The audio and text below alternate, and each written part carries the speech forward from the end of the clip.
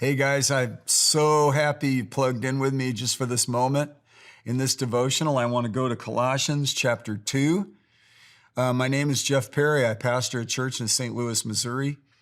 I became a Christian 51 years ago this autumn when I was a teenager. I was young, and now I'm more mature, or I'm trying to mature, not necessarily always acting mature. But like David said, I was young and now I'm old. He said, I've never seen the righteous forsaken or God's people beg for bread. Never, not once. David said, I have observed through the seasons of life. And this is good for you, Generation Z, X, millennials, boomers, whatever age bracket you're in. There's still World War II veterans that are alive today from the great generation. You know, they have yet to name my young grandkids what their generation is. But I'm telling you, faithful is he who calls you, and he'll also bring it to pass. And I want you to have an assurance about that. And Colossians 2 says, I want you to know how great a struggle, Paul the Apostle said, I have for your behalf, on your behalf, and for those who are in Laodicea, and for those who have not personally seen my face. So Paul said, you know, this thing God's called me to, this ministry, this work, has been a challenge. It's a great struggle. Anything worthwhile is a struggle. You know, the path of least resistance bears the least result, usually. You know, you see the salmon that want to spawn upriver. They have to swim past the grizzly bears up waterfalls.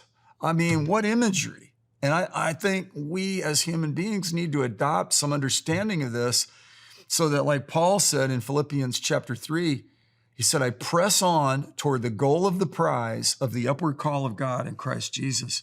And he says, I want you to know it's not easy. He says, but it's okay. I just want you to know that. And then he says that your heart, here's what his aspiration was, and mine today for you, that their hearts may be encouraged. Man, I pray your heart would be encouraged today. Whatever you're facing, whatever things trying to make you feel depressed or anxious or worried or fearful, that your heart would be encouraged. Having been knit together in love. The devil's so interested in bringing division in our families, at work, in our school systems, with society in general. He divides in order to conquer. House divided against itself can't stand, but united we stand. Divided we fall. We don't want to do that. So he says, knit together in love and attaining to all the wealth that comes from the full assurance of understanding. Let that soak in. The reason when I was a student, the reason I asked questions, because the good teachers said there's no such thing as a dumb question.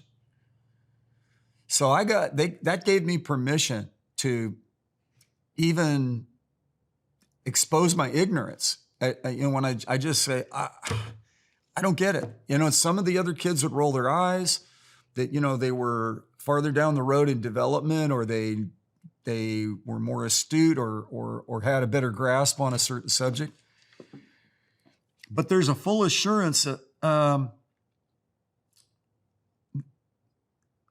understanding. When you know something and you're solid in it, it creates a confidence. And the wealth that comes from the full assurance of understanding, resulting in a true knowledge of God's mystery, that is Christ himself. You guys, Paul said earlier in Philippians, he said, I just want to know him. He said, in chapter 3, verse 10 of Philippians, that I may know him and the power of his resurrection and the fellowship of his sufferings, being conformed to his death, in order that I may attain to the resurrection of the dead. Paul said, I want to follow Jesus in totality in this fallen world. He's the head of the church. He's the firstborn of many brethren. He's the one that's made me a new creation. He's the one whose blood cleansed me and made me worthy to be able to stand before God. He's the one that is the author and the finisher of my faith. He's the one that strengthens me so I could fight the good fight of faith, and I want to get to know him.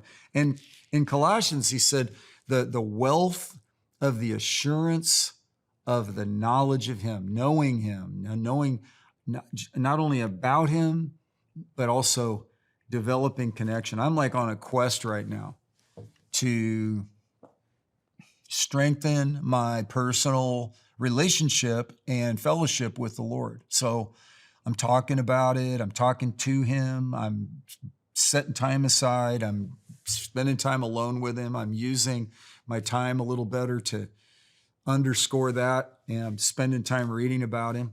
I've been really spending time and enjoying the book of John. It is quite a book. And I'm going over and over and over in it, trying to have this outcome of the full assurance, the wealth that comes from the full assurance of understanding. So, even in these little vignettes, I want you to get an inspiration, your heart be encouraged, knit together in love, but I want you to have that wealth that comes from really getting it. So, if you go to God and say, God, I don't get it. Please show me how I can understand this. And what does this mean? And God, how do I advance? What does advancement look like for me in this moment? Ask those questions. Trust God for direction. And then the wherewithal to take action and be a doer of the word and press on toward the goal of the prize of the high calling of God on your life. God bless you.